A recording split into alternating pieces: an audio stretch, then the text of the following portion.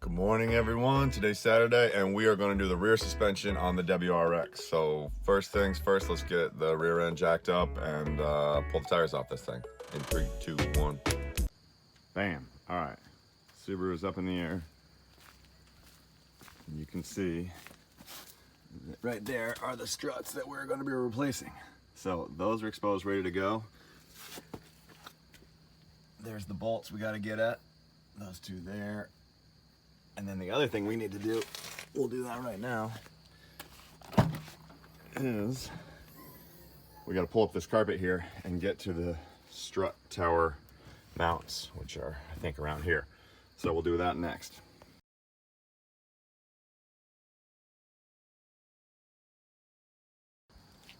With the trunk cover pulled off and you pop out some foam pieces here, you can see right there is the strut tower right above the wheel. Two 14 mil bolts. We're going to pull those off each side right there. You don't have to worry about anything going anywhere because the entire weight of the car is holding those bolts in place. So even with the nuts off, it's still secure. Oh, and what do we have there? That is a mouse nest. Wow, okay. We're going to take that out too.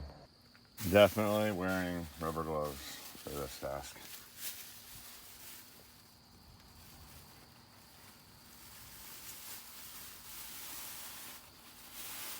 Blech. Blech.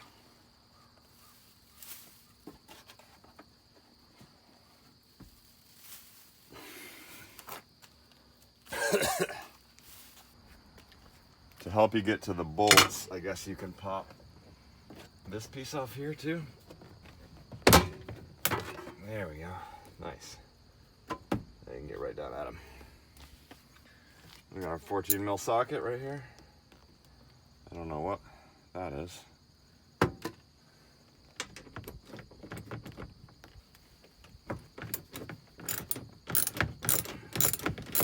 Under the car, the next thing we're gonna do is we're gonna pull these two bolts, these two nuts off of these two bolts.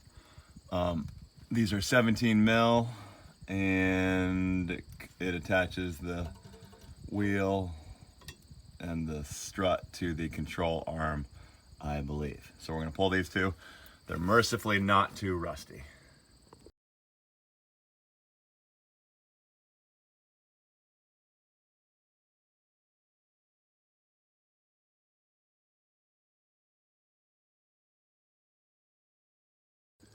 Got the nuts off. Now we're gonna try to get the bolts out. The bolts are different, I believe, so we're gonna attempt to not mix them up. You can see the outside bolt has a flat end. The inside bolt has a tapered end. And yeah, we're gonna try to tap them out, pry them out. Of course, I can't find a crowbar. Got 24 of them. I can't find one.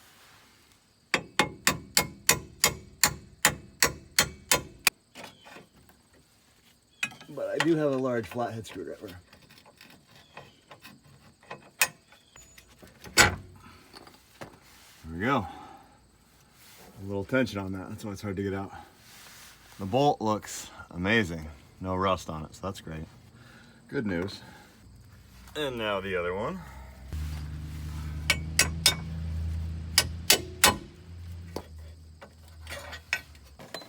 I think with a little prying, you can now take the strut tower right off. And try prying on it with my large flathead screwdriver.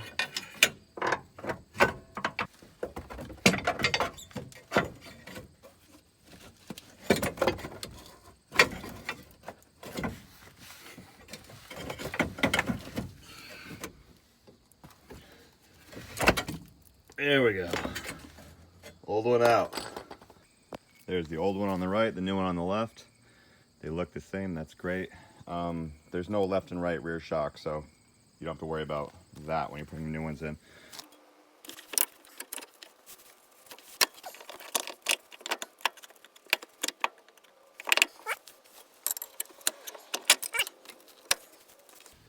Now I'm gonna go up top and just hand tighten the shock tower bolts nuts on the bolts so that it doesn't fall out as I'm wiggling it around trying to get the bolt back in. And of course we're putting anti-seize on everything. So we got some anti-seize grease on these strut tower bolts. Okay, got the bolt nice and anti-seized up, coated, and we're trying to push it back in. You can see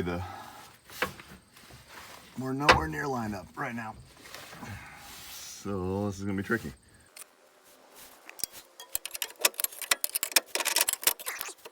Yeah, boy.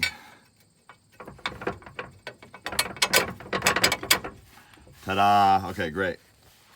I'm gonna throw the nut back on as soon as I figure out where I lost it. Here it is. I'm just gonna, again, hand tighten this, not torquing it down. And then we're gonna go over and do the other side, the passenger side of the car. We're gonna get to the same stage with a new strut in. And then once that's done, then we'll worry about getting the spherical joint. Learned that one from Jimmy's Auto Clinic, which is a great video, by the way, if you're looking to do this. We're gonna get these lined up once we're at this point on both sides. And you don't need to see the other side because they're the same. For this next part, to get the wheel stabilizer, I don't know what that's called, to get that back in there, back in the control arm, you need to jack up on the control arm because now you need to compress the strut, the shock on the strut. So the Subaru did not have a jack in it, which is good to know now. I need to get one before I find out later when I get a flat tire. So I grabbed the jack out of my Tundra and I'm gonna jack that up and we'll get that bolt in there.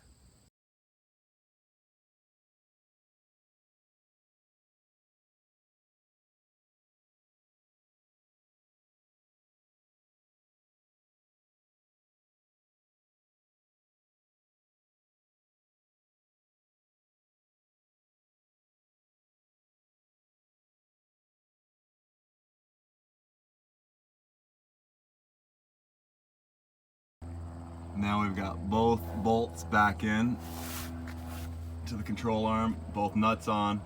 We're gonna go back to the other side of the driver's side and get that to the same stage. And then we're going to tighten both bolts, but we're only gonna torque this one. We're gonna leave this one untorqued, and then we're gonna put the wheels, tires back on, drop it down, and then torque this one down. Torque is 59 foot-pounds.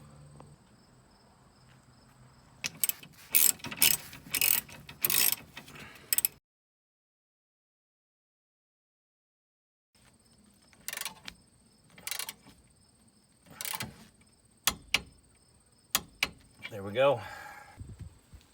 Next, we're going to torque the top hat bolts down on the strut tower to 14.5 foot-pounds.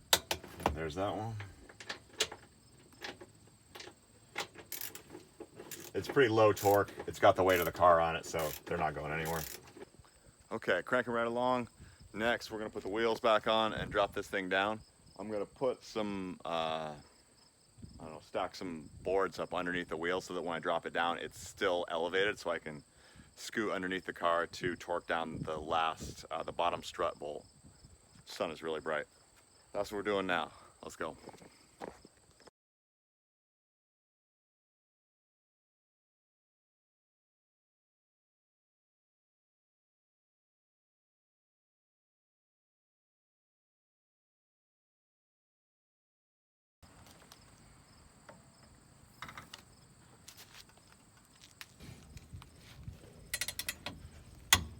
There we go, 59 to the other side, and we are done.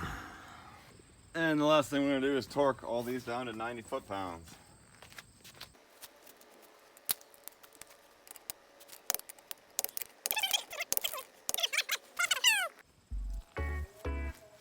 That's it for this episode of this. If this video helped you or entertained you in any way, please like, subscribe. See you on the next one. Peace.